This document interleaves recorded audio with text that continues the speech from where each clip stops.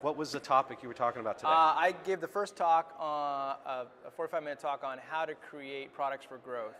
So a lot of people here today are going to be talking about how to optimize your metrics and things like that. And my talk is kind of like a foundational talk where a lot of times people try to apply techniques too early, growth techniques too early when their product's not ready yet. And so the key part of my talk was that there's actually like 3 phases. There's like before product market fit, and within that, before you launch, there's a lot of stuff you can do to learn. Then there's like after you launch, but you still don't have product market fit. And then there's after you launch and you achieve product market fit. And so what happens a lot of times, people will hear advice on how to like pour gasoline on the fire, but that's phase 3 and they're back in phase 1 or 2. You know what I mean? And so a lot of the talk was about instead of being more quantitative techniques, going more qualitative techniques and how to like validate your value proposition with customers in a lean, iterative way, you know, before you code. Let's go back to the beginning let's talk about your career arc for a second. How did you get to this point? Well, so luckily my dad bought me a computer back when I was 10. So I've been coding since I was 10. So I kind of got the software bug then. And then I was a double E. And then I actually did submarine design for the Navy. So like, I didn't realize it until later, but it was just very highly technical product management. It's like, okay, this submarine system needs to do X, Y, Z. What are the requirements? What are the constraints? What's the technology going to do? Very highly cross-functional. And then I moved out to Silicon Valley to go to business school, and I've been out there for 20 years now. When I was in business school, that's where I learned, oh, there's this thing called product management. That sounds perfect for me. I want to be technical, but I want to be on the business side. And I asked everybody, where's the best place to do product management? And they said Intuit. And so I got a job at Intuit, and it was awesome. It was very customer-centric, great product managers, great marketing, great user research, great customer research.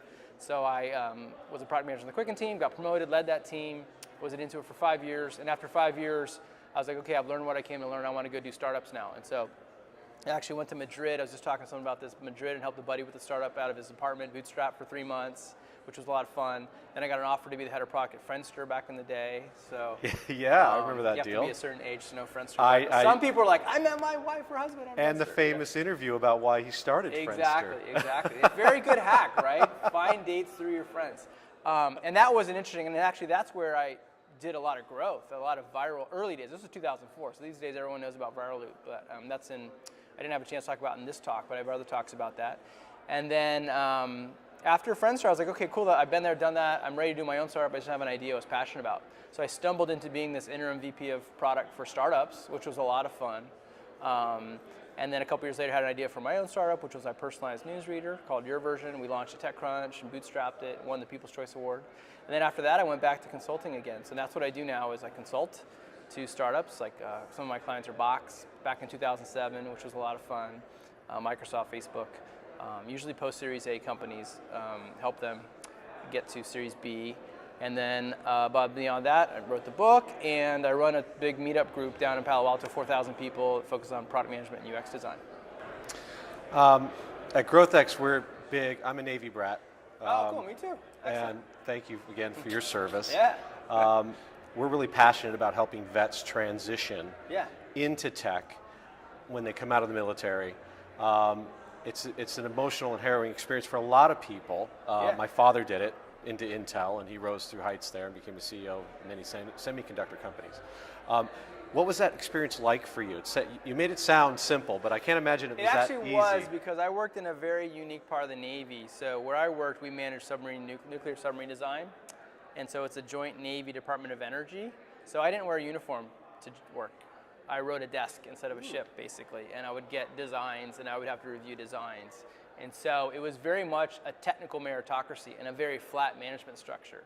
So there wasn't, the main transitions were, now we have customers, and instead of the competition being the Russians, we have competitor companies, Our users were sailors, who would use the plant. So, but it's kind of funny, because even back then, so Rickover is the guy who kind of had the idea to take nuclear power and apply it to submarine, which was Admiral Rickover, tremendous undertaking. I mean, it's just crazy.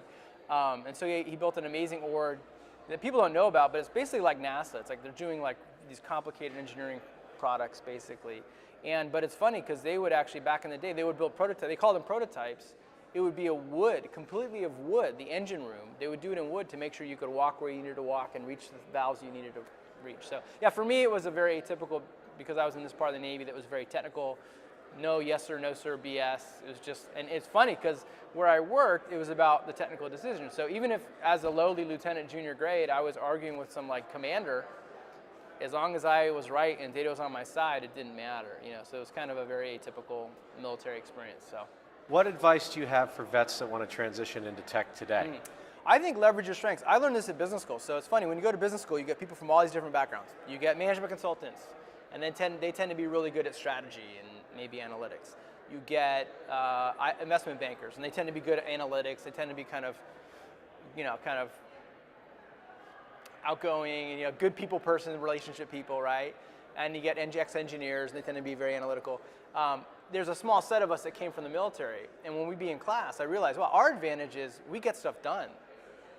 It'd be amazing to watch kids, we were in our 20s, the professor would call on them and they'd go, it's like, what do you decide? You can do this or this? And they'd be indecisive because they were so afraid of being wrong, right? And the people in the military are like, you got to make a decision. Like they go boom, and they like stand by it and commit, right? So they're very decisive. They're good at leadership.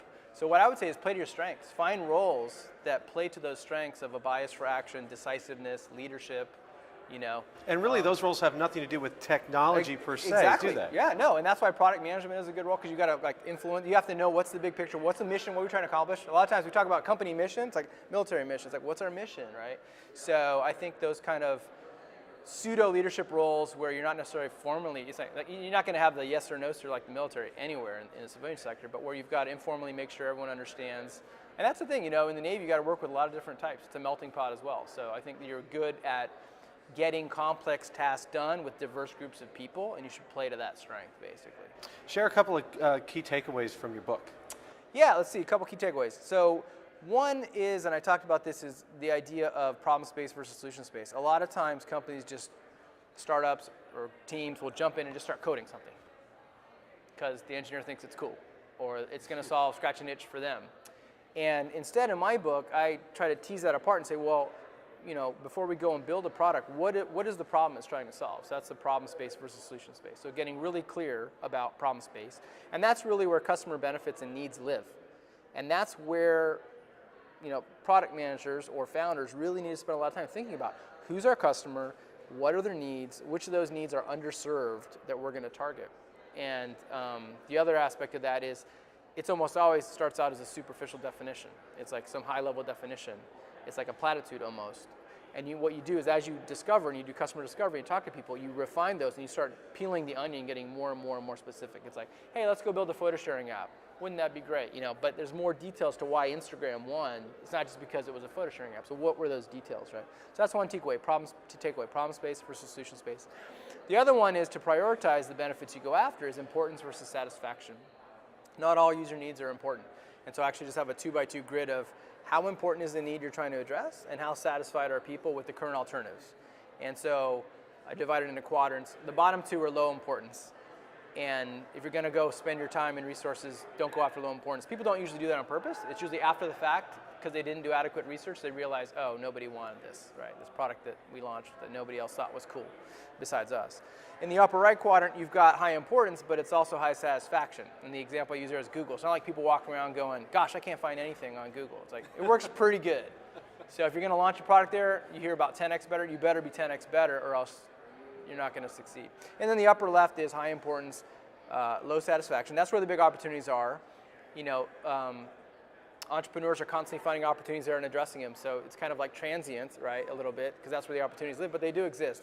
And the example I give there is Uber, where Uber's done a lot of things right to be so successful. Like they've executed well on product, on marketing, on growing their users, growing their drivers, operations. But I think another big reason why is they fundamentally address this upper quadrant need of it's really important to make it to your plane on time or to get wherever you need to go.